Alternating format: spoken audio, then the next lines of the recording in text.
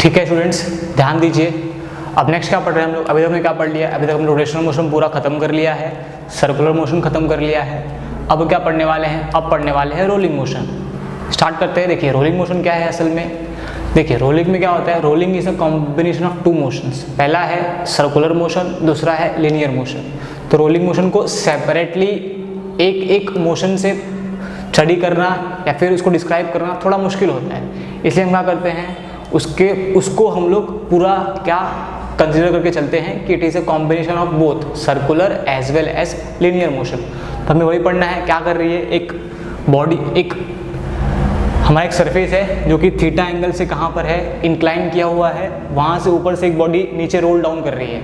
तो आपको जैसे मैंने पहले भी सिखाया था, आपको यहाँ पर चार चीज़ें फाइंड करनी है। पहले फाइंड करना है kinetic energy of a rolling body, velocity with which it rolls down, acceleration with which it rolls down and time taken for a body to rolls down. समझ में आया? वही करना है, ध्यान दीजिए। पहले क्या फाइंड करेंगे? Kinetic energy of a rolling body. Start करते हैं। चलिए अभी तक हमने सारा पढ़ लिया है, आइए स्टार्ट करते हैं। ये हमारा और आपका ब्यूटीफुल सा चैनल प्रमा फिजिक्स एकेडमी। देखते हैं क्या पढ़ना है हमें। क्या पढ़ रहे हैं हम लोग? पढ़ रहे रोलिंग मोशन। अब रोलिंग मोशन क्या होता है? रोलिंग मोशन छोड़ नहीं चलता आपके लिए। यहाँ से रोलिंग मोशन फर्स्ट पॉइंट क्या लिखेंगे आप सभी? इट इज कॉम्बिनेशन ऑफ या फिर क्या कहेंगे? Two motions are undertaking simultaneously.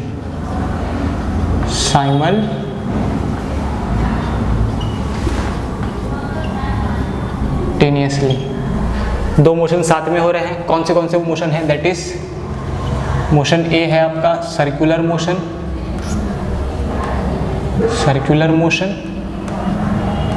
और दूसरा कौन सा है? दूसरा है आपका लिनियर मोशन।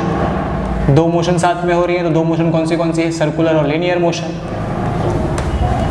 ये दो पॉइंट क्लियर हो गया आपको गाँव वालों। नेक्स्ट पॉइंट क्या बताओगे? अब देखो, जो पूरी बॉडी है, अगर आप पूरी बॉडी, इसको बोलते हैं body as a whole, consider to be circular motion about its own axis. मतलब पूरी बॉडी जो है क्या परफॉर्म कर रही है? अपने ही एक्सिस पर सर्कुलर मोशन परफॉर्म कर रही है। और जो उसका सेंटर ऑफ मास है, सेंटर ऑफ मास क्या कर रही है? वो परफॉर्म कर रही है लिनियर मोशन। तो ऐसे बोलते हैं linear motion of a body assuming it to be a linear motion. समझ में आया? मतलब क्या है कि linear motion of a body assuming it to be concentrated at centre of mass. जो प्रॉपर वर्ड दिया हुआ वो क्या दिया हुआ है? वो दिया हुआ है linear motion of a body assuming it to be concentrated at centre of mass. ये लिखना है, ध्यान दीजिए। हमें एकदम आसान है, फोकस कीजिए बस। क्या कहेंगे? Circular motion. जो आपने ऊपर लिखा है उसको डिराइव करना है बस खाली। सर्कुलर मोशन क्या हो जाएगा आपका? क्या कर रहे हैं? Circular motion of body, circular motion of a body as a whole, मतलब पूरा, as a whole about its own symmetric axis. समझ आया? मतलब अपनी ही एक्सिस पर पूरा बॉडी क्या परफॉर्म कर रहा है? सर्कुलर मोशन परफॉर्म कर रहा है। दूसरा पॉइंट क्या है इसी में है लिनियर मोशन। दूसरा पॉइंट क्या है इसी में है लिनियर मोशन। अब लिनियर मोशन क्या है बताओ? Linear motion of a body, linear motion of a body assuming it to be concentrated at the center of mass। यानी इसका मतलब क्या है? इसका मतलब ये है कि जो सेंटर ऑफ मास है यानी COM परफॉर्म्स लीनियर मोशन। समझ आया पॉइंट? यानी सेंटर ऑफ मास क्या है आपका? काइनेटिक एनर्जी आती है वो क्या बोलेंगे? So if we can say the total kinetic energy, total kinetic energy